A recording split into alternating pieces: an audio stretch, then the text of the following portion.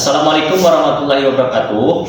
Perkenalkan, nama saya Legend Agung Pratama dengan NIM 2523240085, kelas 1D Prodi PGMI Fakultas Tarbiyah dan Tadris. Di sini saya akan menjelaskan atau menyampaikan sebuah materi yang berjudul Pemaknaan Sila Pancasila Lambang dan Simbol Negara Republik Indonesia dalam Berbangsa dan Bernegara.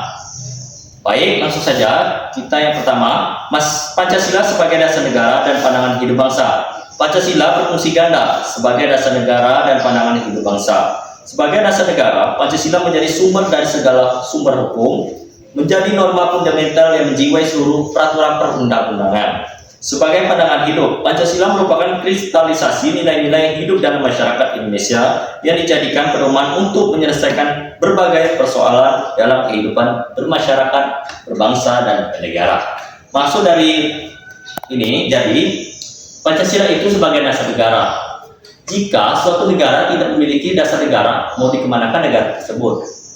Maka dibawalah Pancasila itu sebagai pedoman negara dan juga sebagai sumber-sumber hukum negara. Yang kedua, pemaknaan mendalam kelima sila Pancasila. Yang pertama, ketuhanan yang Maha Esa. Makna sila ini bukan hanya mengakui adanya Tuhan, tapi juga menekankan pada yang pertama, kebebasan beragama. Negara menjamin kemerdekaan tiap-tiap penduduk untuk memeluk agamanya masing-masing dan untuk beribadah menurut agamanya dan kepercayaannya itu. Yang kedua, toleransi beragama, menghormati perbedaan keyakinan dan tidak memaksakan suatu agama kepada orang lain. Yang ketiga, etik dan moral. Nilai-nilai ketuhanan menjadi dasar etik dan moral dalam kehidupan pribadi, sosial, dan kenegaraan. Maksud dari sila pertama ini adalah kita harus menghormati suatu agama dan perbedaan dan menjunjung tinggi kebebasan beragama dan bersikap etik yang baik dan moral yang baik.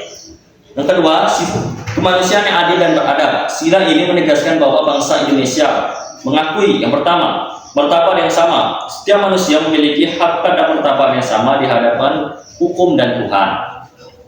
Perlindungan HAM, menjunjung tinggi dan melindungi hak asasi manusia. Yang ketiga, nilai keadaban, menolak segala bentuk kekerasan, penindasan, dan perlakuan tidak adil, serta mengedepankan sopan santun dan tata krama dalam pergaulan.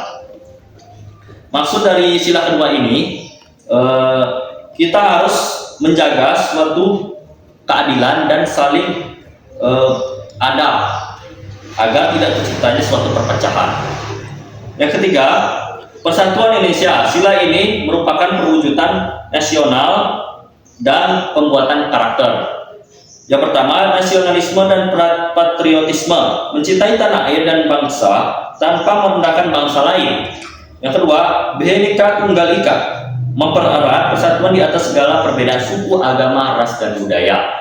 Yang ketiga, mengutamakan kepentingan bersama, menempatkan kepentingan bangsa dan negara di atas kepentingan pribadi atau golongan. Maksud dari sila ketiga ini adalah kita harus menjaga persatuan dan kesatuan agar tidak terjadi suatu perpecahan antara suku, agama, ras, dan budaya. Sila keempat, Krakatau yang dipimpin oleh hikmat kebijaksanaan dalam permusyawaratan perwakilan. Ini adalah fondasi demokrasi Indonesia yang khas. Yang pertama, kedaulatan rakyat. Kekuasaan tertinggi berada di tangan rakyat. Yang kedua, musyawarah untuk mufakat. Pengambilan keputusan dilakukan dengan deliberasi untuk mencapai konsensus, bukan dengan suara mayoritas yang memaksa. Yang ketiga, hikmat kebijaksanaan. Proses musyawarah harus dilandasi oleh akal sehat, kejujuran, dan pertimbangan moral untuk mencapai kebenaran. Maksud dari sila keempat ini adalah jika kita ada suatu persoalan, kita harus menyelesaikan dengan musyawarah atau demokrasi. Yang terakhir, yang kelima, keadilan sosial bagi seluruh rakyat Indonesia. Sila ini adalah tujuan akhir dari keempat sila sebelumnya. Yang pertama, keadilan distribusi. Kekayaan alam dan sumber daya negara harus dimanfaatkan untuk sebesar-besarnya kemakmuran rakyat. Yang kedua, kesetaraan kesempatan. Setiap warga berhak mendapatkan kesempatan yang sama dalam pendidikan, pekerjaan, dan keadilan hukum. Yang ketiga, perlindungan bagi yang lemah. Negara hadir untuk melindungi kelompok rentan dan memastikan tidak ada kesenjangan sosial yang lebar. Maksud dari sila kelima ini adalah kita harus menjaga suatu perkataan dan perbuatan dalam bersosial antar masyarakat.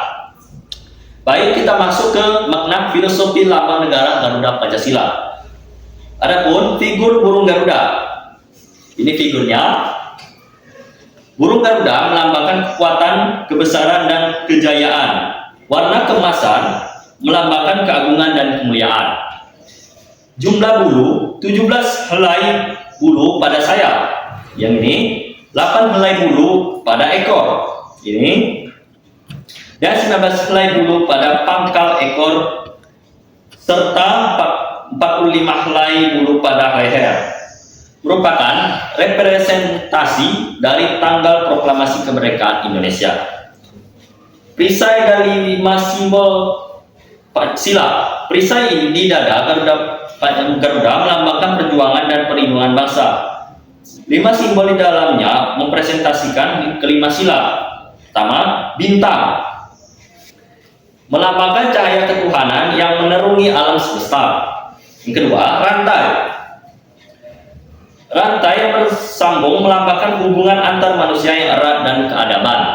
Yang ketiga, pohon beringin, melambangkan persatuan Indonesia yang teduh dan menjadi tempat berlindung. Yang keempat, kepala banteng. Banteng adalah hewan sosial yang kuat, melambangkan kekuatan dan musyawarah. Yang kelima, padi dan kapas, melambangkan kemakmuran dan kesejahteraan, yakni pangan, sandang sebagai kebutuhan pokok. Pita bertuliskan Bhinneka Tunggal Ika. Cengkeraman kuat Garuda pada pita yang bertuliskan Bhinneka Tunggal Ika atau berbeda-beda tetapi tetap satu jua, menegaskan komitmen bangsa Indonesia untuk tetap bersatu meski terdiri dari berbagai macam perbedaan. Baik, kita masuk ke materi selanjutnya, implementasi dalam kehidupan berbangsa dan bernegara. Pemaknaan nilai-nilai simbol Pancasila harus diwujudkan dalam tindakan nyata. Yang pertama, dalam negara. Kebijakan pemerintah harus berorientasi pada keadilan sosial, menghormati HAM, dan melindungi seluruh rakyat tanpa diskriminasi. Sistem hukum harus adil dan tidak tebang pilih. Yang kedua, dalam bermasyarakat, menjaga kerukunan antar umat beragama, menghormati perbedaan pendapat, menyelesaikan konflik dengan musyawarah, dan gotong royong membangun lingkungan. Yang ketiga, dalam berbudaya, menjaga dan melestarikan budaya daerah sebagai kekayaan bangsa sambil terus mengembangkan identitas budaya nasional yang inklusif. Yang terakhir, yang keempat, dalam berdigital, menggunakan media sosial dengan penuh hikmat, kebijaksanaan, menyebarkan konten yang persatukan, dan menolak ujaran kebencian, hoaks, dan konten salah. Baik, mungkin itu saja materi yang bisa saya sampaikan. Jika ada salah kata, saya mohon maaf. Wabillahi taufiq wal hidayah. Wassalamualaikum warahmatullahi wabarakatuh. I know gold is not enough.